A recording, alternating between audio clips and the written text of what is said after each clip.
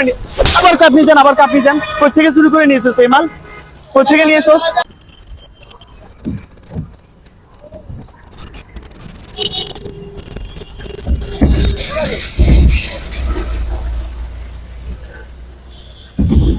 এই